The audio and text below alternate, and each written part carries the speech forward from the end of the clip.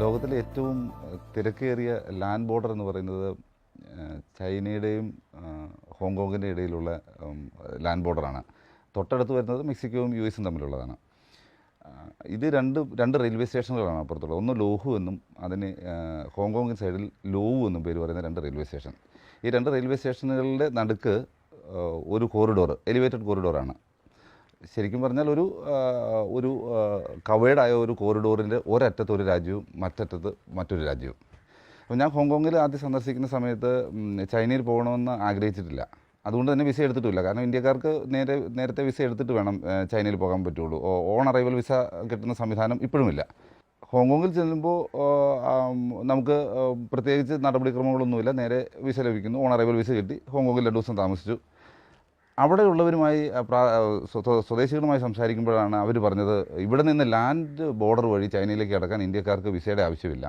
അപ്പം എങ്കിൽ വന്ന സ്ഥിതിക്ക് ചൈനയിൽ കൂടി പോയിട്ട് പോരാം എന്ന് വിചാരിച്ച് ഞങ്ങൾ ഈ ലോവു റെയിൽവേ സ്റ്റേഷനിൽ ചെന്നു. അവിടുന്ന് ഞങ്ങൾ എക്സിറ്റ് വിസ അടിച്ചു.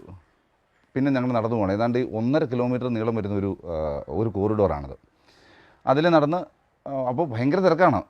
ചൈനയിലൊന്ന് ജോലി ചെയ്യാൻ ഹോങ്കോങ്ങിൽ വരുന്നവർ, ഹോങ്കോങ്ങിൽ തിരിച്ച് മെയിൻലാൻഡിലോട്ട് പോകുന്നവർ, വലിയ തിരക്ക്. ഒരു മനുഷ്യനും തമ്മിൽ നോക്കുന്നില്ല. വളരെ വേഗതയിലെല്ലാം നടന്നു പോകുന്നു. ഞങ്ങളും ആ കൂട്ടത്തിൽ അതേ ഒഴുക്കിൽ നടന്നു ചെന്ന് അങ്ങേ അറ്റത്ത് ചെന്നു, ചൈന ബോർഡറിൽ ചെന്നു. ഞങ്ങൾ പാസ്പോർട്ട് കൊടുത്തു. അപ്പോൾ നിരനിരയായി എമിഗ്രേഷൻ ഓഫീസേഴ്സ് ഇരിക്കുകയാണ്. അതിൽ ചൈനയെ സംബന്ധിച്ച് ഒരു കാര്യം വളരെ രസകരമായി തോന്നി. അവിടെയുള്ള സർക്കാർ ജോലിക്കാരിൽ പകുതിയിലധികം സ്ത്രീകളാണെന്നുള്ളതാണ്. നമ്മുടെ ഇമിഗ്രേഷൻ ഓഫീസിൽ വന്നാൽ അറിയാം, കൊച്ചിയിൽ വന്നിറങ്ങി കഴിഞ്ഞാൽ ഇരിക്കുന്നതിനകത്ത് ആരും തന്നെ സ്ത്രീകളുണ്ടാകാറില്ല. അപ്പോൾ ഇവരെ എടുത്തുകൊണ്ട് പാസ്പോർട്ട് കൊടുത്തു. ഇവരാരും തന്നെ ഇംഗ്ലീഷ് സംസാരിക്കുന്നവരില്ല. കൈകൊണ്ട് ആംഗ്യം കാണിച്ച് മാറി നിൽക്കാൻ പറഞ്ഞു. ഞാൻ മാറി നിന്നു. കുറച്ച് കഴിഞ്ഞിട്ട് ഇവരകത്ത് പോയി ഒരാളെ വിളിച്ചുകൊണ്ട് വന്ന്, അത്യാവശ്യം ഇംഗ്ലീഷ് സംസാരിക്കുന്ന ഒരു സ്ത്രീ, അവർ വന്നിട്ട് പറഞ്ഞു, നിങ്ങൾക്കിവിടെ ചൈനയിൽ പ്രവേശിക്കണമെങ്കിൽ ഇന്ത്യക്കാർക്ക് മുൻകൂർ വിസ വേണം, അതുകൊണ്ട് തിരിച്ച് പോകണമെന്ന് പറഞ്ഞു. മറ്റു പോംവഴികളൊന്നുമില്ല. ഞങ്ങൾ ഈ 1.5 കിലോമീറ്റർ തിരിച്ച് നടന്നു ഹോങ്കോങ്ങിലെത്തി. പാസ്പോർട്ട് കൊടുത്തു കഴിഞ്ഞപ്പോൾ അവർ നോക്കിയപ്പോൾ ഹോങ്കോങ്ങിൽ നിന്നാണ് എക്സിറ്റ് വിസ അടിച്ചിരിക്കുന്നത്.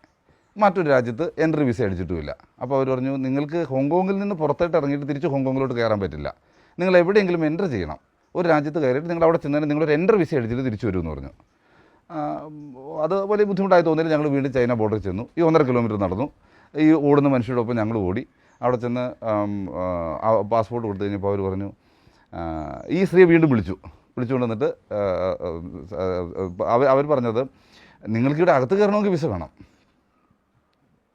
അപ്പം എൻട്രി വിസ സ്റ്റാമ്പ് അടിച്ച് കിട്ടിയാലേ നിങ്ങൾക്ക് എക്സിറ്റ് തരാൻ പറ്റുള്ളൂ. ചൈനയിൽ പ്രവേശിക്കാതെ ചൈനയിൽ നിന്ന് പുറത്തിറങ്ങിയെന്ന് പറഞ്ഞ് സ്റ്റാമ്പ് ചെയ്യാൻ പറ്റില്ലല്ലോ. പക്ഷേ അകത്ത് കയറണമെന്നുണ്ടെങ്കിൽ നിങ്ങൾക്ക് വിസ വേണം. അതുകൊണ്ട് അത് ചെയ്തു തരാൻ നിർവാഹമില്ലെന്ന് പറഞ്ഞ് ഞങ്ങൾ നേരെ തിരിച്ച് വീണ്ടും ഹോങ്കോങ് ബോർഡറിൽ വന്നു. എമിഗ്രേഷൻ ഓഫീസറോട് പറഞ്ഞു, ചൈനയിൽ പ്രവേശിക്കാതെ ചൈനയിൽ നിന്ന് എക്സിറ്റ് കിട്ടില്ല, എൻട്രി വേണമെന്നുണ്ടെങ്കിൽ വിസ വേണം. അപ്പോൾ അതുകൊണ്ട് അവിടെ നിന്ന് ചെയ്തു തരില്ല, നിങ്ങൾ സഹായിക്കണം എന്ന് പറഞ്ഞു. അപ്പോൾ എമിഗ്രേഷൻ ഓഫീസർ പറഞ്ഞു, അത് ഞങ്ങളുടെ പ്രശ്നമല്ല. നിങ്ങൾ ഏതെങ്കിലും ഒരു രാജ്യത്ത് പ്രവേശിക്കാതെ തിരിച്ച് ഹോങ്കോങ്ങിലേക്ക് എൻട്രി വിസ തരാൻ പറ്റില്ല. വീണ്ടും ഞങ്ങൾ ചൈന ഈ 1.5 കിലോമീറ്റർ നടക്കുകയാണ്. ഓടിയും നടന്നുമായിട്ട് അവിടെ ചെന്നു. അവരോട് കാര്യം പറഞ്ഞപ്പോൾ ഇവർ വീണ്ടും ഞങ്ങൾ മാറ്റി നിർത്തിയിട്ട് പറഞ്ഞു, ചൈനയിലേക്ക് വിസ കിട്ടില്ല, എൻട്രി ഇല്ലാതെ നിങ്ങൾക്ക് എക്സിറ്റ് തരാൻ പറ്റില്ല. ഒരു 3-4 പ്രാവശ്യം അങ്ങോട്ടും ഇങ്ങോട്ടും നടന്നപ്പോഴത്തേക്കും ഞങ്ങൾക്കൊരു കാര്യം മനസ്സിലായി.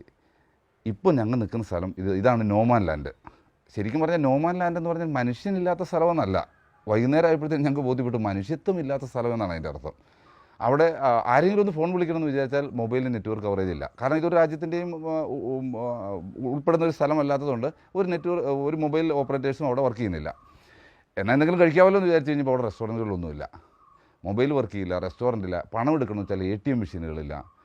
അതേസമയം ആയിരക്കണക്കിന് മനുഷ്യർ അങ്ങോട്ടും ഇങ്ങോട്ടും സഞ്ചരിച്ചുകൊണ്ടിരിക്കുകയാണ്. മനുഷ്യരുടെ ഇടയിൽ, ഇങ്ങനെ പ്രവഹിക്കുന്ന മനുഷ്യരുടെ ഇടയിൽ ആരും ഏതുമില്ലാത്തവനായി, എന്നാൽ ഈ ഒരു രാജ്യത്തിൻ്റെയും ഉടമസ്ഥതയിലല്ലാത്ത ഒരു സ്ഥലത്ത് വന്നു പെട്ടുപോയി. എന്ത് ചെയ്യുമെന്ന് അറിയില്ല. പക്ഷേ കുറച്ച് സമയം കഴിഞ്ഞപ്പോൾ വൈകുന്നേരം ആയപ്പോഴത്തേക്കും ഒരു കാര്യം മനസ്സിലായി, നമുക്കാരോട് സംസാരിക്കാൻ പറ്റില്ല, നമ്മളോട് സംസാരിക്കാൻ ആർക്കും താല്പര്യവുമില്ല, നമ്മുടെ പ്രശ്നം പറയാനും കേൾക്കാനും അത് പരിഹരിക്കാനും പറ്റിയ ഔദ്യോഗികമായ ഒരു സംവിധാനങ്ങളും അവിടെയില്ല.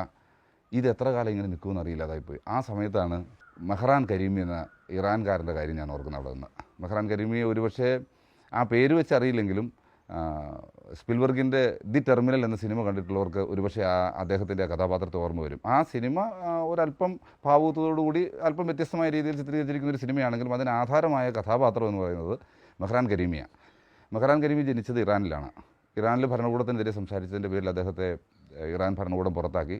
വീട്ടിൽ നിന്നും പുറത്താക്കി. അങ്ങനെ അദ്ദേഹത്തിന് അന്ന് ബെൽജിയം അഭയാർത്ഥിയായി പാസ്പോർട്ട് കൊടുക്കാമെന്ന് സമ്മതിക്കുകയും പാസ്പോർട്ട് കൊടുക്കുകയും ചെയ്തു.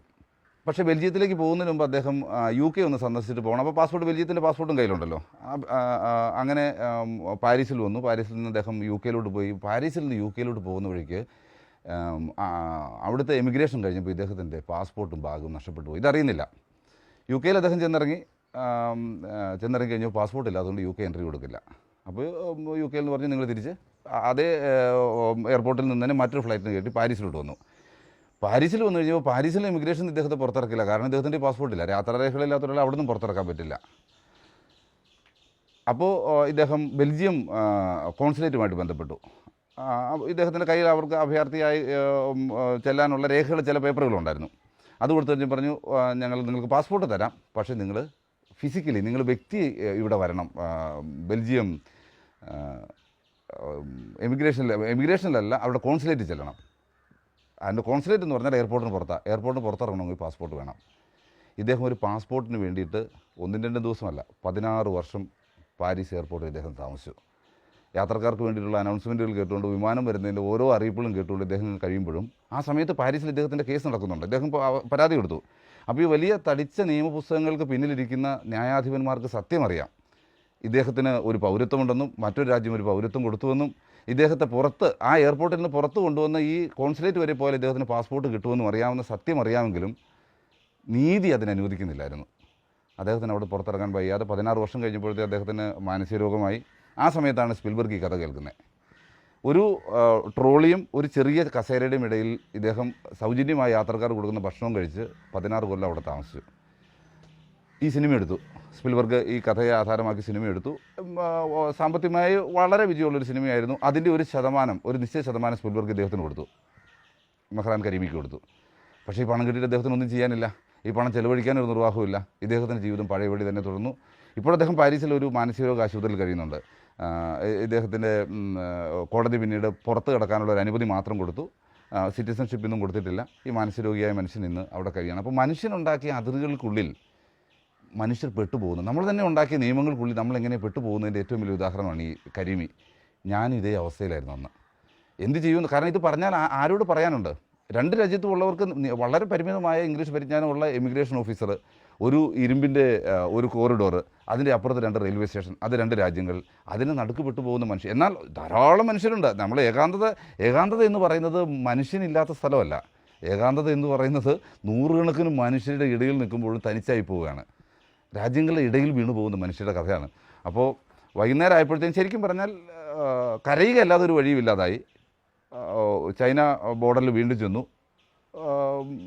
അപ്പോൾ ഈ സ്ത്രീ ഡ്യൂട്ടി തീരാറായി കഴിഞ്ഞപ്പോൾ ഈ സ്ത്രീ വീണ്ടും ഇങ്ങനെ ഭാഗമായി നിൽക്കുന്നത് കണ്ടു കഴിഞ്ഞപ്പോൾ ഇവർക്ക് എന്തോ ഒരു മനസ്സിലവ് തോന്നിയിട്ട് ഇവർ വിളിച്ച് ഒരു ഓഫീസിൽ കൊണ്ടുപോയിട്ട് പറഞ്ഞു, ഞങ്ങൾ ഒരു പേപ്പറിൽ നിങ്ങൾക്ക് തന്നുവിടാം, ഒരു സൈൻ ചെയ്ത് ഒരു സ്റ്റാമ്പ് ചെയ്ത് തന്നുവിടാം. ഈ പേപ്പറുമായിട്ട് നിങ്ങൾ അവിടെ 30 മിനിറ്റ് സമയം പേപ്പറിന് വാലിഡിറ്റി ഉള്ളൂ. ഈ സമയം കൊണ്ട് നിങ്ങൾ ഹോങ്കോങ്ങിൽ ചെന്നാൽ ഒരു പക്ഷേ അവർ നിങ്ങൾക്ക് എൻട്രി തന്നേക്കാം. വളരെ സന്തോഷമായി. ഇവരുടെ ലെറ്റർ പേഡിൽ എന്തൊക്കെയോ ചൈനീസ് ഭാഷയിൽ എഴുതി ഒരു സ്റ്റാമ്പ് ചെയ്ത് ഈ പേപ്പർ ഞങ്ങളുടെ കയ്യിൽ തന്നു. ബാഗും വലിച്ചുകൊണ്ട് ഓടിയാണോ നടന്നാണോ എന്ന് പറഞ്ഞുകൊണ്ട് 1.5 കിലോമീറ്റർ നിമിഷങ്ങൾ കൊണ്ട്, കാരണം 30 മിനിറ്റ് ഈ രേഖയ്ക്ക് വാലിഡിറ്റി ഉള്ളൂ. ഇവർ പോയി കഴിഞ്ഞാൽ ഞങ്ങൾ രാവിലെ തൊട്ട് അനുഭവിച്ച പ്രയാസം പുതിയ ഷിഫ്റ്റിന് വരുന്ന ആൾ മനസ്സിലാക്കിക്കൊള്ളണമെന്നില്ല. എന്തായാലും ഞങ്ങൾ ഹോങ്കോങ് ബോർഡറിൽ എത്തിക്കഴിഞ്ഞപ്പോൾ ഇവർ ഈ പേപ്പർ സ്വീകരിച്ചു. ഞങ്ങൾക്ക് വീണ്ടും അകത്ത് കയറാനുള്ള എൻട്രി വിസ തന്ന് ഞാൻ ഹോങ്കോങ്ങിലോട്ട് പ്രവേശിച്ചു. അപ്പോൾ ഞാൻ പറഞ്ഞു വന്നത് എന്തെന്ന് വെച്ചാൽ, രാജ്യങ്ങളെ സംബന്ധിച്ച് ഇന്നുണ്ടാക്കിയിരിക്കുന്ന അതിർത്തികളൊക്കെ എന്ന് പറഞ്ഞാൽ ഒരു 500 കൊല്ലം മുമ്പുള്ളതല്ല. ഇന്നുള്ള രാജ്യങ്ങൾ 500 കൊല്ലം കഴിഞ്ഞ് ഈ ഭൂമിയിൽ കാണുകയുമില്ല. നമ്മൾ പൗരത്വത്തെ സംബന്ധിച്ചും ദേശീയതയെ സംബന്ധിച്ചൊക്കെ വളരെ വികാരം കൊള്ളുന്ന സമയത്ത് ഇങ്ങനെ ഒരു രാജ്യം കുറച്ച് വർഷം കഴിയുമ്പോൾ കാണുകയില്ല. നമ്മൾ കുറച്ച് പിന്നോട്ട് ചിന്തിച്ചാൽ, ഒരു കാലത്ത് സാമൂതിരിയുടെ കാലത്തൊക്കെ, ഇല്ലെങ്കിൽ നമ്മുടെ നാട്ടുരാജ്യങ്ങളായിരുന്ന സമയത്ത് ഒരു നാട്ടുരാജ്യത്തിലെ 2 നാട്ടുരാജ്യങ്ങൾ തമ്മിൽ യുദ്ധങ്ങൾ നടക്കുമ്പോൾ അന്ന് മരിച്ചു വീണവർ ഇനി നാട്ടുരാജ്യങ്ങളെല്ലാം ഒന്നായി തീർന്നപ്പോൾ ആ രാജ്യം ഇന്ന് ഇല്ലാതായപ്പോൾ ആ മരിച്ചവരുടെ ജീവിതം എന്തായി തീർന്നു? ഇന്ന് ഇതേ നിലയിൽ നമ്മൾ രാജ്യങ്ങളുടെ ഇടയിൽ ഇന്ന് നമ്മൾ പറയുന്നു പാകിസ്ഥാനും നമ്മളും 2 രാജ്യങ്ങളാണെന്ന് പറയുന്നു. ഈ രേഖകളെല്ലാം ഈ ഭൂമിക്ക് മേൽ മനുഷ്യൻ വരച്ച രേഖകളെല്ലാം മാറ്റി വരയ്ക്കപ്പെടും. ഈ അതിർത്തികളെല്ലാം പുനർനിർണ്ണയിക്കപ്പെടും. ഇന്ന് പറയുന്ന ദേശങ്ങളും രാജ്യങ്ങളും ഒന്നും ഇല്ലാതായി തീരുന്നൊരു കാലം വരും. അപ്പോൾ ഈ ദേശങ്ങൾക്കിടയിൽ പെട്ടുപോകുന്ന മനുഷ്യരുടെ അവസ്ഥ ഒന്ന് ആലോചിച്ച് നോക്കൂ.